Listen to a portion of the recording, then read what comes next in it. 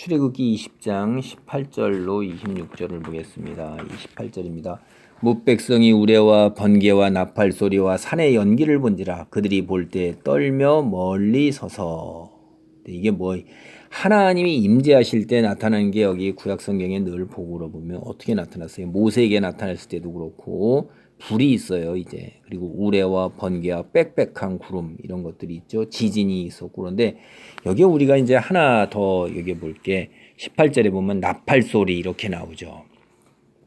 네, 19장 16절에도 나팔 소리가 매우 크게 들리니 이렇게 나요. 셋째 날 아침에 우레와 번개와 빽빽한 구름이 산 위에 있고 나팔 소리가 매우 크게 들리니 이렇게 했죠. 모세가 하나님을 맞으려고 백성을 거느리고 진에서 나오네. 연기가 자욱하니 여호와께서 불 가운데 거기 강림하심이라. 이렇게 해서 19절에 나팔 소리가 점점 커질 때, 이게 나팔 소리가 있어요. 나팔. 이게 인간이 부는 나팔 소리가 아니잖아요. 이 나팔 소리라고 묘사가 돼 있는 거예요. 실지. 그다음에 18절에도 나팔 소리가 나와요. 그런데 이것이 어디에도 또 나오냐 하면 우리가 신약 성경에서 이게 한번 보세요. 신약 성경에 데살로니가 전서 4장 16절 예수님께서 재림하실 때에 어떤 일이 있어요. 16절입니다. 주께서 호령과 천사장의 소리와 하나님의 나팔 소리로 친히 하늘로부터 강림하시리니. 이렇게 나와요. 이 하나님의 나팔. 우리한테 이제 하나님의 나팔 소리로 들리는 거예요. 이게 우리가 들리는 실제로 이 소리가 나팔 소리인지 뭔지는 모르겠지만은 분명히 하나님이 우리 귀에 들리기에는 나팔 소리로 들려서 이렇게 나팔 소리로 이렇게 기록을 해놓고 있습니다. 그래서 하나님의 임재에는 이런 초자연적인 현상이 있다 하는 걸 우리가 봐요. 왜 이렇게 하나님이 임재하셨을까요? 그게 답이 이제 19절 20절에 있어요. 모세에게 이르되 당신이 우리에게 말씀하소서 우리가 들으리이다. 하나님이 우리에게 말씀하시지 말게 하소서 우리가 죽을까나이다.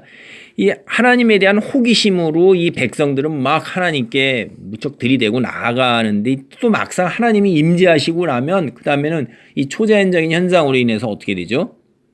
두려운 거예요. 죽을까 두려운 거예요. 제일 무서워하는 게 뭐냐면 죽는 거예요. 이게 인간이. 근데 우리 그리스도인들은 눈 뜨면 천국이라 이 말이에요. 그러니까 죽음을 두려워하지 아니하죠. 그러니까 이 세상이 우리를 감당하지 못하는 거예요. 예수님께서 사망을 이기셨기 때문에 우리는 죽음 이후에 예수님이 살아나신 걸 봤어요. 그래서 우리는 이 땅을 떠나서 육체적으로 생명이 끊긴다는 것이 내 육체 속에 들어있는 영혼이 죽는 게 아니라 이 육체를 벗어나서 그 다음에 영혼이 하나님 앞에 서는 거라 이 말이에요. 그래서 옮겨가는 거예요. 그게 그래서 이게 뭐 죽음 자체를 크게 좀 신앙이 제대로 있는 사람들은 두려워하거나 이걸 겁내거나 이런 게 전혀 없죠. 세상 사람들하고 너무나 다른 게 이 부분에서 다른 거예요. 근데 이제 이 믿음이 없으면 죽는 게 그렇게 두려운 거예요. 초자연적인 현상 속에서 죽음이 두려워서.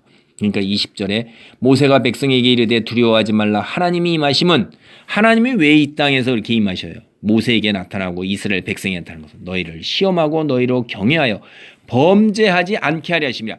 그러니까 눈을 열어서 하나님이 세상의 창조주 되시고 너희 생명을 주시고 너희가 사는 이곳 이 지구 태양도 주시고 햇빛도 주시고 공기도 주시고 물도 주시고 땅도 주시고 모든 것을 다 하나님이 주신 그분이라 이 말이에요. 그분이 신이라는 거예요. 그분을 눈으로 직접 보게 하는 거예요. 우리는 뭐예요? 영적인 건 영적인 존재라서 영을 보지를 못해요. 그러니까 하나님께서 직접 이렇게 현현해서 나타나시면서 우리가 우상을 섬기지 말라는 거예요. 우상. 네 손으로 만든 거 말고 하나님을 어떻게 우리가 하나님을 손으로 만들어요? 하나님 스스로 존재하는 분인데 존재하는 분이 스스로 나타나니까 우리가 손도 하나도 안 댔는데 하나님이 나타나신다 이 말이에요. 참신이라는 거를 우리한테 경험하게 하는 거예요. 경외하여 범죄하지 않게 하며 우상 섬기지 아니하고 하나님 아닌 다른 신 섬기지 아니하고 자기가 하나님이 돼갖고 이 땅에서 스스로 이 땅에 있는 것을 다 채우기 위해서 자기 자신만을 위해서 사는 게 아니라 하나님을 경외하는 하나님이 나를 만들고 생명을 주신 분이 하나님을 경외하도록 만들었으니까 그 일에 소명을 온전하게 하면서 하나님이 주신 분복을 이 세상에서 하나님이 나를 보내셨으니까 이 세상에서 누리며 살게 하는 것을 온전하게 다 누릴 수 있도록 그렇게 하기 위해서 하나님 직접 임하시는 거예요. 이게. 그래서 이스라엘 백성을 구원해낸 거잖아요. 애굽 땅에서 종되었던 곳에서. 백성은 멀리 서 있고 모세는 하나님이 계시는 흑암으로 가까이 아니라 항상 지도자들은 뭘 해요? 중보를 해요. 백성과 하나님 사이에서 모세가 중보해서 하나님께 나아가는 것입니다. 예수님이 우리를 위해서 중보하셨죠. 그래서 이제 우리는 기도로 하나님께 직접 나아갈 수 있게 되었어요. 이제 제단에 관한 법이라고 22절로 26절 말씀이 있어요. 여호와께서 모세에게 이르시되 너는 이스라엘 자손에게 이같이 이르라. 내가 하늘로부터 너희에게 말하는 것을 너희 스스로 보았으니 너희는 나를 비겨서 은으로나 금으로나 너희를 위하여 신상을 만들지 말고 뭐예요? 임했잖아요. 직접 내가 하늘로부터 너에게 말하는 것을 너희 스스로 보았으니 이제는 내 모습을 만들지 말라 이거예요. 신상을 만들지 말라. 이방 민족들은 다 신상을 만들었잖아요. 온갖 모양의 그 형상을 다 만들어 놓고 그걸 갖다 놓고 그 다음에 어떻게 해요? 그걸 섬기잖아요. 그거 하지 말라는 거예요. 그러니까 하나님이 왜 나타나셨어요? 이스라엘 민족에게 그거 다 가짜라는 것을 직접 보여주시기 위해서 이렇게 현현에서 내려오셨다 이 말이에요. 내게 토단을 쌓고 그 위에 내 양과 소로 내 번제와 화목제를 드리라. 내가 내 이름을 기념하게 하는 모든 곳에서 내게 임하여 복을 주리라. 이제 뭐예요? 제사만을 드리라 이 말이에요. 제사를 드릴 때 어떻게 해요? 돌로 제단을 쌓거든 다듬은 돌로 하지 말라는 거예요. 내가 정으로 그것을 쪼면 부정하게 함이니라. 이 인위적으로 자신의 노력으로 그 무언가를 정성을 들여서 그것을 하나님께 이렇게 드리는 것으로 인해서 자기의 자랑, 교만함 이런 거 들어가면 안 돼요. 인간이 인위적인 인공물이 들어가잖아요. 그럼 그 속에서 스스로가 하나님의 자리에 올라서게 되고 그걸 자기 힘으로 다 다스리게 되잖아요. 자기 힘으로 제어할 수 있게 되는 거잖아요. 그렇게 되면 그게 뭐예요? 자기가 하나님이 돼버리는 거예요. 우리도 오늘날 도시 같은 데서 인간이 인공적으로 만든 도시 속하고 자연 속에 있는 사막 같은 데하고 저 산 고산지대라든가 이렇게 손도 하나도 안 된 우리의 손으로 되지 아니한 그런 자연 속에 있을 때 자연에 대한 경외함, 하나님 숨결을 느낄 수 있는 거하고는 천지 차이예요. 이게 인간이 만든 인공물 속에서는요 전혀 그런 것을 못 느껴요. 우리가 매몰되어 있어요. 그거에 하나님이 돌로 제단을 쌓을 때는 다듬은 돌로 하지 말라는 깊은 의미가 있는 거예요. 인위적 힘을 보태지 말라는 거예요. 하나님께서 주신 그대로 하나님을 경배하고 하나님께 나아가요. 공로 내세우지 말라, 교만해지지 말라는 거예요.